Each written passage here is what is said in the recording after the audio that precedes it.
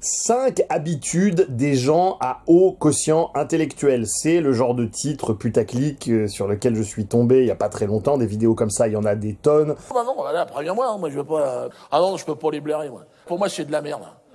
Non, non, je vais pas les taper. Les meilleures habitudes des gens qui font beaucoup d'argent, les meilleures habitudes des gens qui sont riches et puissants, les meilleures habitudes des grands sportifs, enfin bref. Sur la toile, vous avez donc un certain nombre de gens qui mettent en avant ce genre de contenu. Bon, bah inutile de vous dire que ça, en termes d'hypnomachie, c'est simplement le fait de susciter une transe hypnotique d'identification, parce que la situation n'est pas très compliquée. Où vous êtes, c'est au QI, je prends au QI, mais vous vous adaptez après, hein, c'est pareil, personnes qui réussissent dans la finance, personnes puissantes, personnes séduisantes, personnes tout ce que vous voulez, où vous êtes déjà quelqu'un qui a un haut quotient intellectuel, et donc dans ces cas-là, vous n'avez pas besoin d'une vidéo qui vous apprend quelles sont les habitudes des hauts quotients intellectuels, puisque vous l'êtes déjà, c'est complètement stupide, ou alors vous ne l'êtes pas. Et dans ces cas-là, il n'est pas dit que le simple fait de singer le faire transforme l'être. C'est quand même un échec total. Bref, dans les deux cas, c'est passablement inutile et c'est une arnaque qu'on retrouve très souvent sur le web avec des gens qui vous vendent des méthodes. En gros, le pattern est toujours le même. Ils vont vous vendre des méthodes. En gros, le pattern est toujours le même. Ils vont vous vendre de l'analytique pour du systémique. Autrement dit, ils vont vous faire passer quelque chose qu'ils ont de manière plus ou moins innée pour quelque chose qui relève de l'acquis.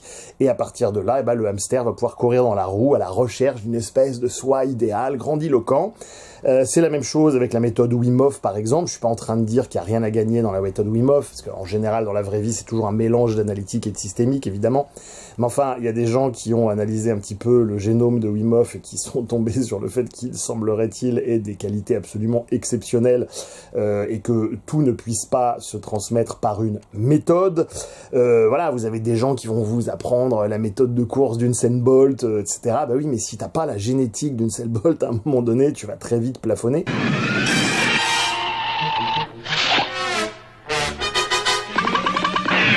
Je suis bien sûr pas en train de dire qu'il est inintéressant d'étudier ce que font d'autres personnes. De toute façon, si vous voulez exceller dans un domaine, vous avez difficilement le choix. Vous êtes à peu près obligé d'étudier ce qu'ont fait tous les grands noms du domaine en question avant de vous peut-être rajouter votre petite pierre à l'édifice, évidemment. Mais si vous n'avez pas la génétique d'Usain Bolt, il y a quand même peu de chances que même avec les meilleures techniques du monde, vous arriviez à ne serait-ce que vous approcher de sa performance, évidemment. Et ça va être valable dans une immense majorité de domaines. Donc là encore, pour les haltères-comprenants, je suis pas en train de dire que tout est inné, rien n'est acquis, hein, ça c'est vraiment ne rien comprendre aux propos que je suis en train de tenir. Mais simplement que très souvent, il y a une espèce d'idéalisation de ce qu'on va pouvoir atteindre, et parce que c'est beaucoup plus facile à penser pour nos émotions. On voit, on se dit oh, si je travaille, je pourrais arriver à ça, c'est super, sauf qu'en pratique, on n'y arrive jamais, à moins par un heureux hasard ou une forme d'intuition ou de connaissance de soi très fine à pousser dans des domaines pour lesquels on a des prédispositions naturellement. Et il me semble intéressant de se poser la question également pour l'hypnomachie.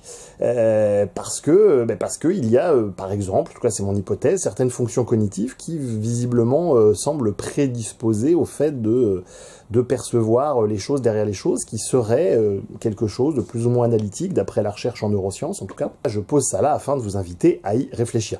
Dans mon expérience, de toute façon, les gens qui n'ont pas les prédispositions minimum, en général, de toute façon, ne font pas long feu dans ce genre de travail de recherche, tout simplement. Mais c'est intéressant parce que derrière, en fait, tout le système marchand joue sur, on en a déjà parlé dans une vidéo précédente, mais sur le fait qu'il faut performer pour être aimé. Hein, je vous en avais parlé dans la vidéo l'histoire touchante d'un ami. Et quand on a compris qu'en fait, non, pour être aimé, il suffit d'aller là où il y a de l'amour, tout simplement, et on laisse la performance de côté, il n'y a pas besoin de ça.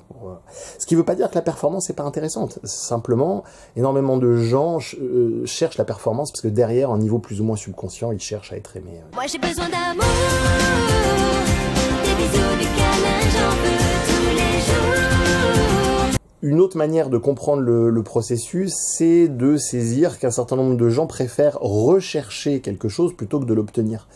Parce que rechercher l'amour, au moins, ça va mettre en mouvement, il va se passer quelque chose, on va devoir passer des diplômes, gagner des médailles, être sélectionné dans des équipes, etc., etc.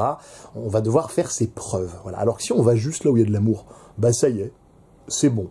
on est aimé. Je ne veux sentir qu'un beau fauteuil sous mon cul et c'est tout. Vous voyez, c'est un peu plate, il se passe pas grand-chose. Et il y a une écologie fondamentale à saisir chez l'être humain, c'est que l'être humain a besoin d'occuper sa vie, de structurer le temps, comme on dirait en analyse transactionnelle. On pourrait même assimiler ça à un besoin de remplissage. Hein. Genre, franchement, c'est un vrai besoin de remplissage. Vous avez des scientifiques comme ça qui ont fait une expérience intéressante, où ils ont mis des gens dans une pièce avec rien. Rien du tout. Mais rien. Et ils devaient rester comme ça pendant des dizaines de minutes, rien. Et ça a été source d'angoisse pour un grand nombre d'entre eux.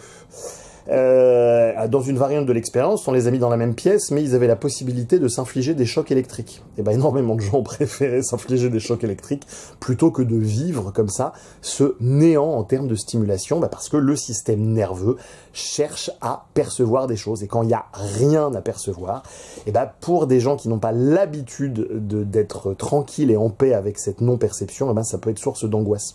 À noter la répartition genrée des individus ayant choisi de s'infliger des chocs électriques, puisque ce sont les 2/3 des hommes et seulement 1/4 des femmes qui ont fait ce choix. On retrouve bien là ici l'archétype fondamental consistant à associer l'introspection avec le féminin. Il semblerait donc que pour beaucoup d'hommes, se retrouver seul avec soi, avec rien à faire et à accomplir comme tâche sociale, soit extrêmement angoissant. Mon vieux maître évoquait cela avec les caissons d'isolation sensorielle, comme quoi justement les gens qu'on mettait à l'intérieur finissaient par avoir des hallucinations parce que le cerveau préférait comme ça créer des choses plutôt qu'il ne se passe rien. Wow, my mind just created that out of nothing.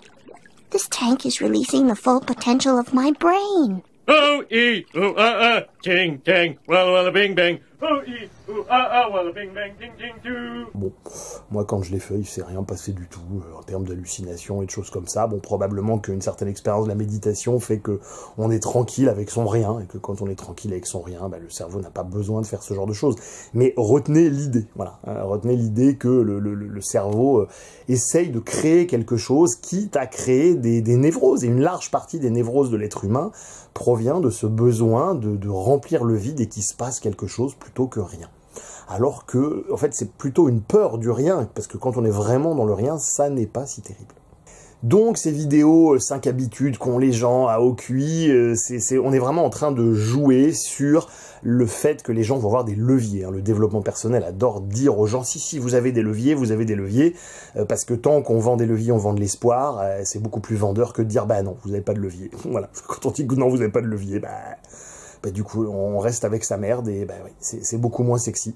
Mais ça n'a rien à voir avec la vérité de la chose. Ça a juste à voir avec à quel point on peut le vendre. C'est pas du tout la même chose. Pour vous donner un exemple comme ça, c'est une étude que j'ai découverte hier, que j'ai trouvé absolument géniale, de à quel point on est des jouets dans la main de Dieu.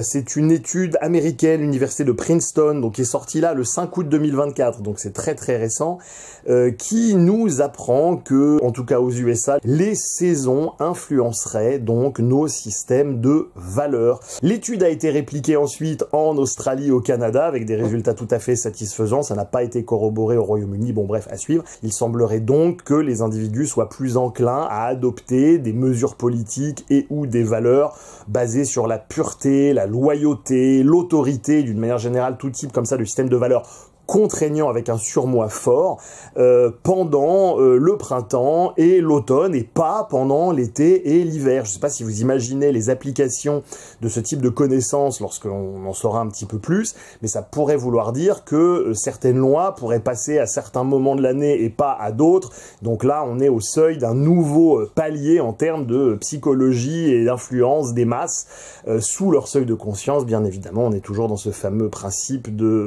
élémentaire de propagande de guerre, connaître les individus mieux qu'ils ne se connaissent eux-mêmes. Voilà, petite vidéo bonus sans prétention, histoire de patienter d'ici la prochaine grosse vidéo, donc au mois de septembre. Si celle-ci t'a quand même plu, un petit pouce vers le haut, quand même, ça fait toujours plaisir. On s'était donné comme objectif d'atteindre 10 000 followers au mois de décembre. Alors je vais pour ça recourir à des techniques de manipulation de haut niveau, Abonne-toi. Je vais te laisser avec une citation de Paul Valéry. Le mensonge et la crédulité s'accouplent et engendrent l'opinion. Salut Internet. Comment abaisser son quotient intellectuel? Vous vous posez sûrement la question pourquoi vouloir abaisser son quotient intellectuel. Mais vous voyez, je ne me suis pas posé cette question.